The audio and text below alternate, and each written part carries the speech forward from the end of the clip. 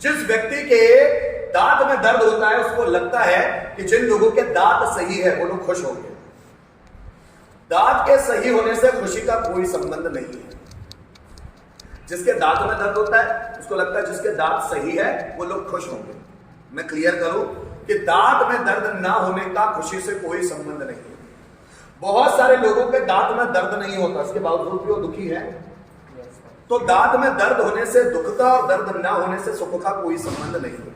जैसे बहुत सारे गरीब लोग रईसों के बारे में यही गलती करते हैं, उनका बंगला देखकर, उनकी कार देखकर, उनकी शान शौकत देखकर, उनकी कंपनीज, उनके नौकर चाकर देखकर ये गलती करते हैं, यार क्या लकी लोग हैं यार, 4-4 कार खड़ी है यार इसके पास।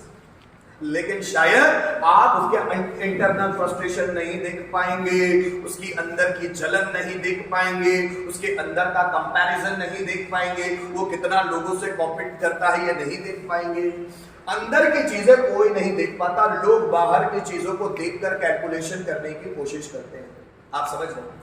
कोई भी व्यक्ति वस्तुओं से खुश नहीं होता। खुश होने के लिए मानसिक विचार वैसे चाहिए। अब बहुत सारे साधु संत, बहुत सारे सन्यासी, बहुत सारे बड़े बड़े ऋषि ऐसे हैं, उनके पास वो लग्जरियस लाइफ कुछ भी नहीं है। ना उसके पास कार है, ना बंगलो है, ना नौकर चाकर है, ना शान शौकत से संबंधित वस्तु है, but they are internal happy. वो अंदर से खुश होते हैं। बहुत सारे लोग ऐसे भी हैं इस पूरी दुनिया में जिनके पास सब कुछ है जो होना चाहिए, लेकिन इसके बावजूद भी वो बड़ी बड़ी बीमारियों से घिरे हुए रहते हैं। अपने मन का खाना नहीं खा सकते, कार में तो घूम रहे हैं पर रीढ़ की हड्डी दर्द करती है तो डॉक्टर बोलता है कार में भी मत घूमो। रीढ़ की हड्डी दुख रही है, ज्यादा से ज्यादा पैदल चलो, गार्डन घूमो। कार है उसके पास लेकिन कार में घूम नहीं सकता। पैसे बहुत कुछ है लेकिन मन का खा नहीं सकता। बंगला बहुत बड़े हैं लेकिन बच्चे पास ही नहीं। बताएं क्यों? इन सभी विलासिता संबंधी चीजों ने सबको उनसे दूर कर दिया। आप किसी के बंगले को देखकर ये मत सोचो क्या बड़ा सा बंगला है, व्यक्ति क्या रहता होगा। हो सकता है उसके अंदर एक बीमार, एक असंतुष्ट, एक नाखुश व्यक्ति रहता हो जिसको पता ही ना हो आपको जिसके बारे में।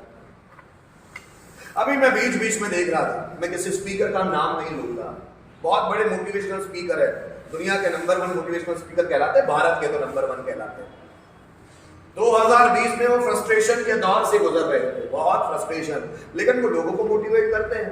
इसका मतलब ये नहीं होता कि मोटिवेट जो करता है वो फ्रस्ट्रेशन के दौर से नहीं गुजरता। उसमें मैं भी हो सकता हूं, मेरी लाइफ में सुख दुख सभी आते हैं। कोई भी दुनिया में ऐसा नहीं है जिसको निराशा नहीं होती। हाँ, लेकिन उसका निराशा का जो लेवल है वो बहुत कम होता है। वो डिप्रेस नहीं हो सकता।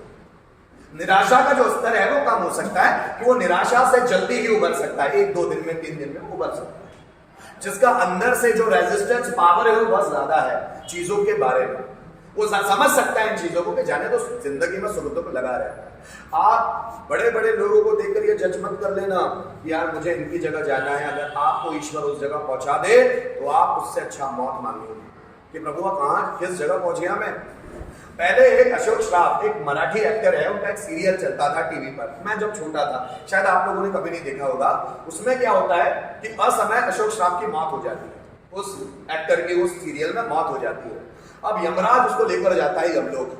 फिर पता चलता है चित्रगुप्त जो होते हैं वो देखते हैं बही खाता कि यार भाई इसकी तो मौत अभी होनी नहीं थी, गलती से इसको लेके आए हो यमराज को। तो अब वो यमराज बोलता भाई तुम्हें वो धरती पे वापस जाना होगा, तुम्हें वापस जन्म लेना होगा, तुम्हारी अभी मौत नहीं हुई थी, गलती से तुम्हें ले आए। तो वो अशोक श्राफ बोलता मैं नहीं जाऊंगा। तो यमराज बोलते भाई जाना तो पड़ेगा, बोले मैं नहीं जाऊंगा, लाए क्यों मुझे यहाँ तक। तो वो अशोक श्राफ बोलता है उसको मैं एक ही शर्त पे नीचे जाऊंगा, जब आप मेरे साथ रहेंगे, मेरे सहयोगी बनकर, जब भी मुझे आपकी मदद की जरूरत रहेगी तब आप हाजिर हो जाएंगे मेरी मदद करने के लिए। तो यमराज बोलता है तथास्तु। अब जब भी उसको प्रॉब्लम होती है तो यमराज उसको पहले बोल के रखता है तुमको सिर्फ 3 चुटकी बजानी और मैं हाजिर हूं। और जब भी वो 3 चुटकी बजाता है यमराज हाजिर। फिर वो अशोक श्राफ क्या करता है, दूसरे की लाइफ में ताज्जा करता है। उसको लगता है वो कितने अच्छे लोग हैं, वो कितने रईस लोग, उनकी जिंदगी कितनी अच्छी है। तो यमराज से रिक्वेस्ट करता है कि मुझे उसकी जगह फिट कर दो। तो यमराज ऐसा करता है, 3 चुटकी बजाता है और अशोक श्राफ उसकी जगह फिट। जब अशोक श्राफ उसकी जिंदगी जीता है तो उसको समझ में आता है बाप रे बाप उसकी जिंदगी तो मेरे से भी ज्यादा दुख में भरी हुई है। तो वापस अपनी ही बॉडी मांगते हैं, तो वापस नहीं आते। फिर वो किसी और की लाइफ देखता है और ये लोग कितने खुश हैं, तो यमराज को रिक्वेस्ट करता है कि मुझे इसकी लाइफ जीना है। तो यमराज बोलता है ठीक है, फिर वो 3 चुटकी बजाता है तो यशवंत साहब उसकी लाइफ में एंटर हो जाता है। फिर वो वहां देखता है, बोले नहीं भैया इसकी लाइफ भी बहुत हर्डल से भरी हुई है। मतलब उस सीरियल का मकसद ही ये था, ये बताना कि आप दूसरों को देखकर ये जज मत करो कि वो बहुत खुश है, हो सकता है अंदर दुख का सैलाब हो, बस आपको चेहरे से नजर ना आता। क्या बात समझ में आ रही है? यही इसका मतलब।